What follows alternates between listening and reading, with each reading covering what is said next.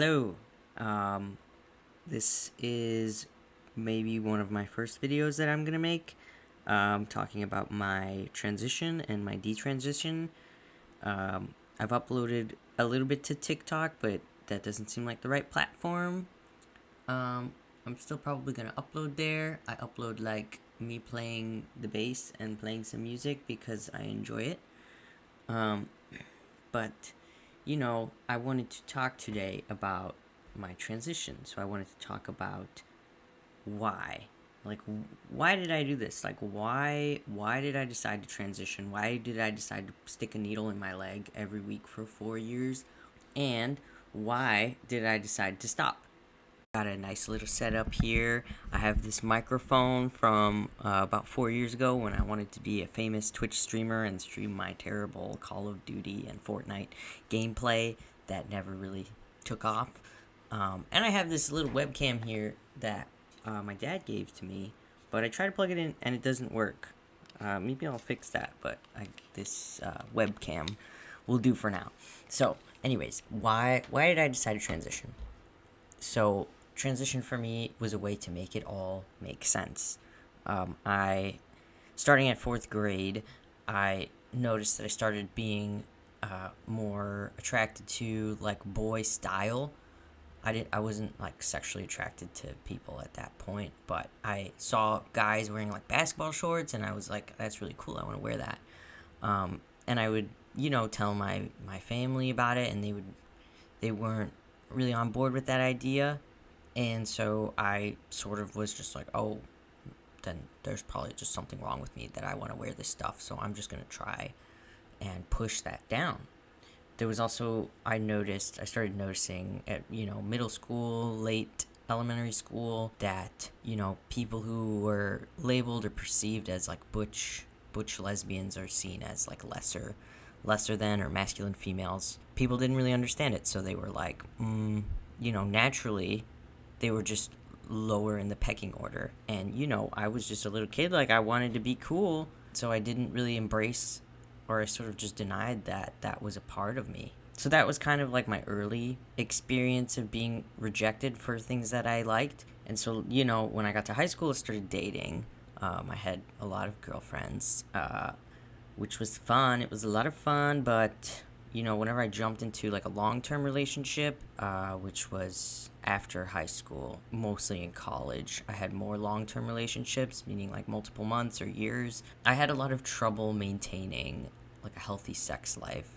So at first it would be like, oh, all the hormones, like this is great, like sex is great. But then after a few months, I just wasn't really interested anymore.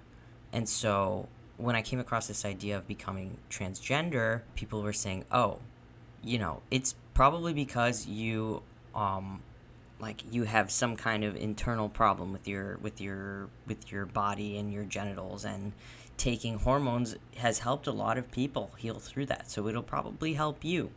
So that's what I believed going into transition. And it was like, okay, it makes sense. This makes sense to me with the boy clothes and the sex life and all this. Like, okay, that makes sense. I also think there's not very many examples of healthy women and women relationships in the media. Also, another reason why I decided to transition was you start to see all these people like uploading their what it is, like what does testosterone do to your body, like, and them seemingly really, really excited about it.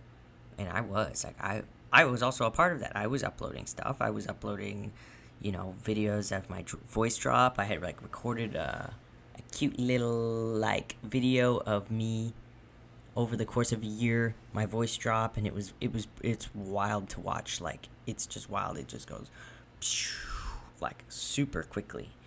Okay, so everybody was seeming so happy, everybody was liking this, everybody was on board. This was also during COVID. And then when I started uploading stuff, I got a lot of validation and a lot of likes, more than I've ever gotten in my life, which felt really, really, really, really good. And I have this theory, and I don't know if it's right or whatever, but I think that the reason why there's so much or people are so intensely fascinated by this, it just kind of like appeals to their sick side, I think. people who are really, really into watching, like, transition videos. It's like there's some kind of sick fascination with it. Anyways, so another reason why I decided to transition is it was just kind of a new, exciting pursuit that just fell right into my lap. I think it sort of appealed to my lazy side because I didn't really have to work for, like, the changes that I was doing. I just had to, like, stick a needle in my leg every week and just watch the magic happen.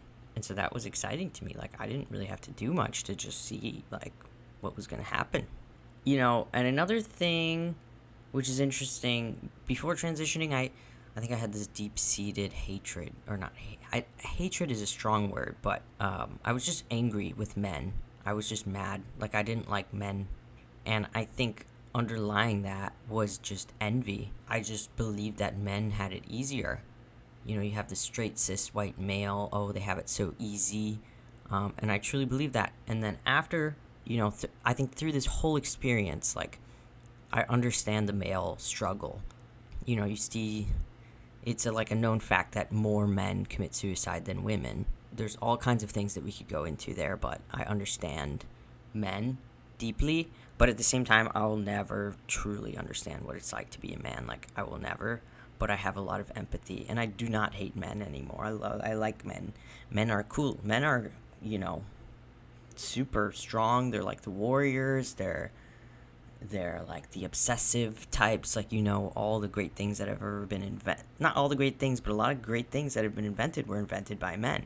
And you have to wonder, there's got to be something different between us that we may never fully understand. There's probably more that I could go into with why transition, but in a nutshell, it made everything make sense, and it put everything in a nice little neat bow in a box for me, and it was like, here you go, now you can do this, and your life will be perfect. Well, it did not work. I was a mess. I had developed a severe addiction to opiates. I hadn't dated anybody. I was too scared to, get with women as a man. It never clicked for me. What else? And I was just deeply, deeply, deeply miserable. I've had my own battles thinking about, what's the point of all this? Like, I don't know if I can keep keeping on like this. Stuff like that. So, it all kind of came to a point where I was suddenly aware of all the insanity in this world. Like, I called it a cult on one of my TikTok videos, but I think it's something much more than that, because it's a cult that everybody agrees on, whether you are trans or you're not trans.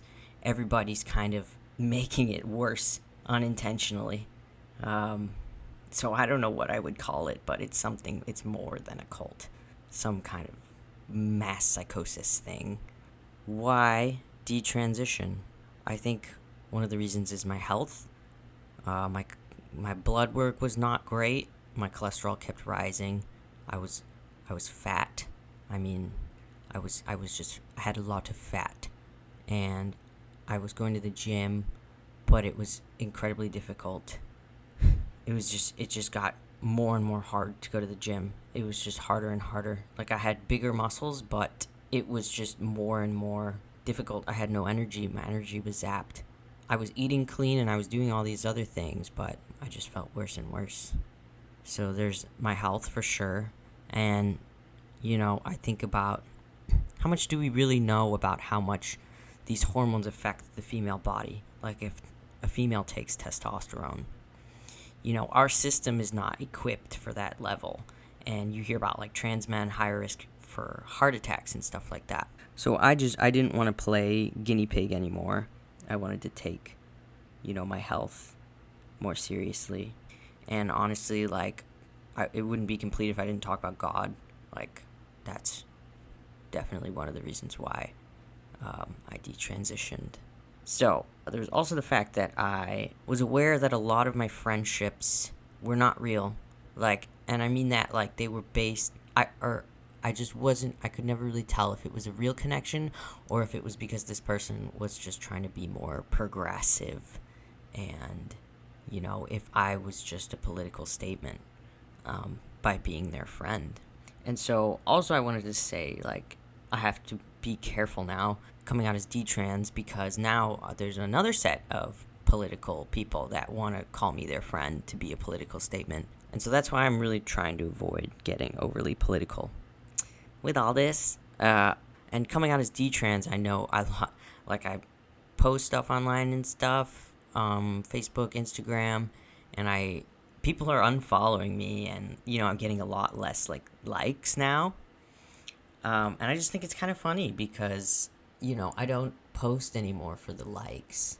I used to be pretty good at getting a good amount of likes, but it's so empty, really, and to post something just for the purpose of getting a lot of likes. And so when I post now, it's like I get much less likes, but every little like I cherish. Every little like means something much more to me. And also as Detrans, people who I used to call friends, they hate me because of their political affiliation, and I feel sorry for them for that. But it's okay, because I believe that if I start having haters, that means that I'm doing something right. I've come to a place where I'm not really afraid of judgment, at least online. I still have a fear of judgment, of being judged. It just doesn't bother me that much anymore. And so I wanted to end it by reading this little passage. I don't know how related it is to all of this, but it kind of explains how I felt, coming out of transition, realizing things. Okay, so it's from this book. It's called The Courage to Be Disliked. I highly recommend it. Great book.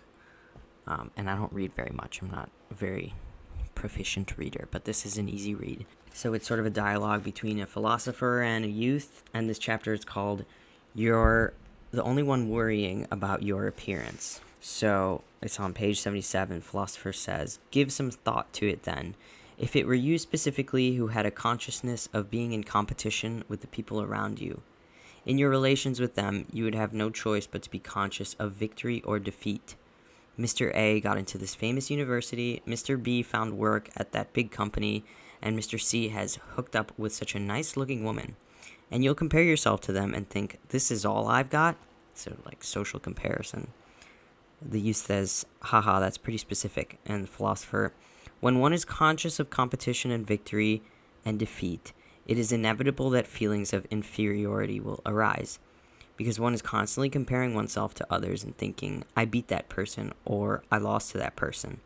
This inferiority complex and the superiority complex are extensions of that. Now, what kind of being do you think the other person is to you at that point? The youth says, I don't know, a rival, I guess? Philosopher says, no, not a mere rival.